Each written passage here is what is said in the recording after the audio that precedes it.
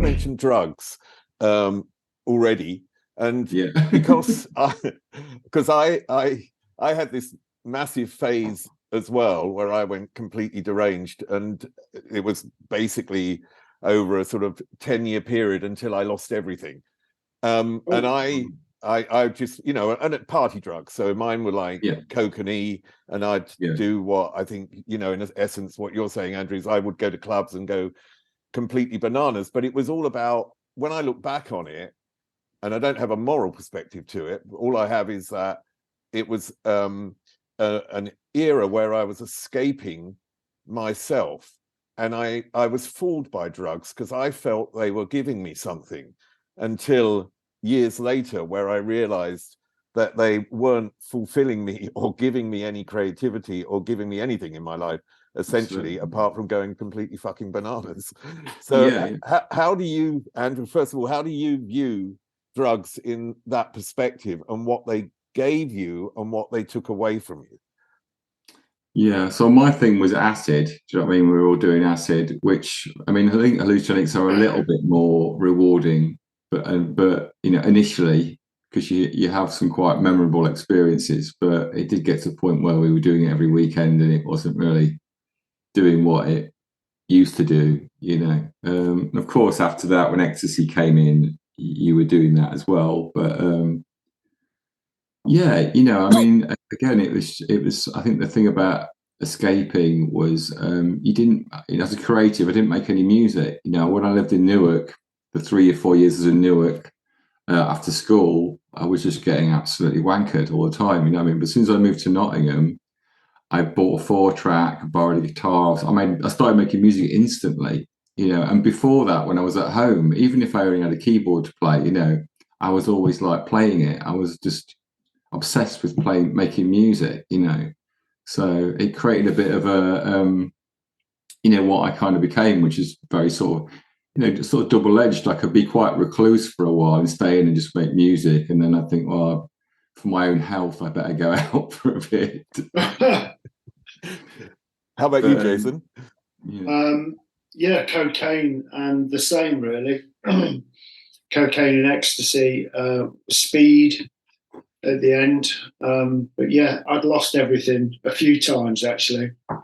But you know, fortunately, my mum had always took me back 3 times, and would, you know, if I got into trouble with any dealers or just needed money for drugs, I'd get it off my mum. So it was a bit of a weird one, really. You know, she got into debt for it, but you know, when I've spoken to her recently about it, she said she did it because she could understand why I just wanted to forget all the time, because life wasn't very good, you know. So she could understand that, she said. So that's why she would do these things. So yeah, you know, I think it's I regret it. I regret taking so many drugs because I'm so active now. I literally, you know, a lot of things, nothing seems like it's a problem. And if there is a problem, then I'll deal with it. You know what I mean? Before I didn't. So, you know, I do regret it, you know, but at the same time, there is a whimsical part of my memory that has, you know, some nice thoughts about those times. You can't beat cocaine. It's fucking brilliant. You know, you can't beat alcohol. It's absolutely brilliant. What an invention. But, you know, you just can't, if you are any which way inclined to not handle it properly, you can't keep doing it. It will destroy you. So I think it's more about escaping, though, isn't it? Like if you want to escape and you're happy to escape, whatever you're doing, it's great, isn't it? Because it's working, it's doing what you want to do. But then, yes, you know, if you've got shit that you want to do, you know, you can't be stoned all the time. You can't.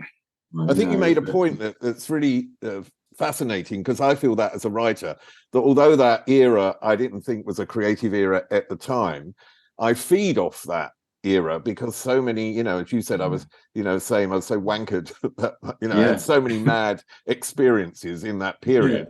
that I can feed off that period. Is that the same? Absolutely. There's two phrases. There's one which is there's a phrase that says "make new mistakes," and then someone said to me, I said about, I think I was in my 30s. I said to a mate about, feel like I've wasted a lot of time, and he said, "Life's for wasting." You know, like, and you can't have a perfect life, can you? Do you know what I mean? Like, what are you going to do? You're not. No, you can't. Your life's not. You're not in the military in some sense. Do you know what I mean? It's like you're supposed to do these stupid things in life, and it's the only way that you learn things. You know, it's the reason that academic people that go into a job aren't very good at it, because they've got no life experience. You know.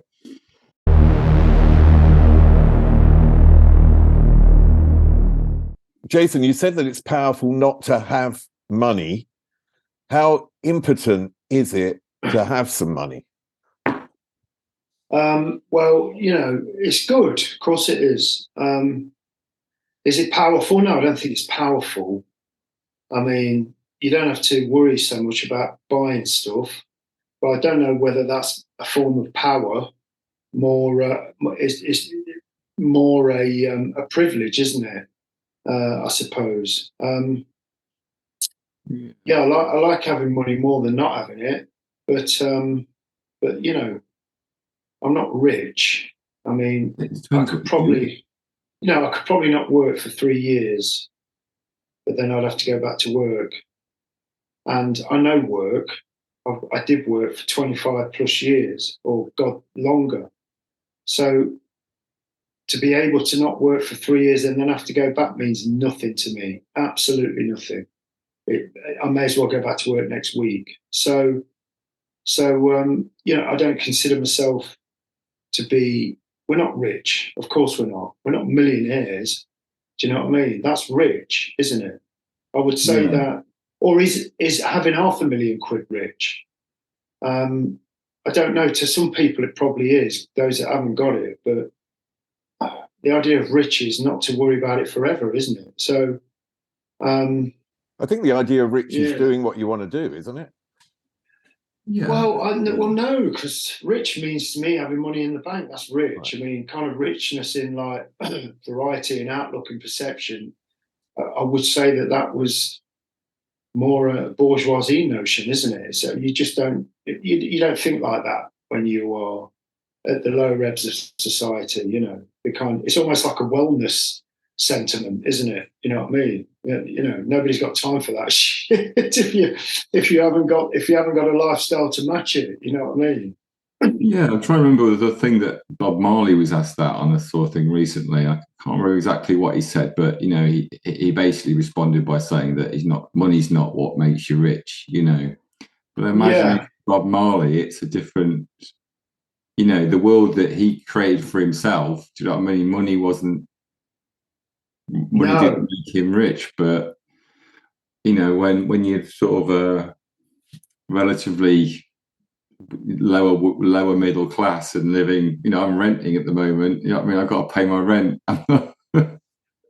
Yeah, I'm not living that kind of lifestyle, you know. But you know, some people don't need money and they don't care if they lose all their money and they'll still be happy. So I don't think I would be.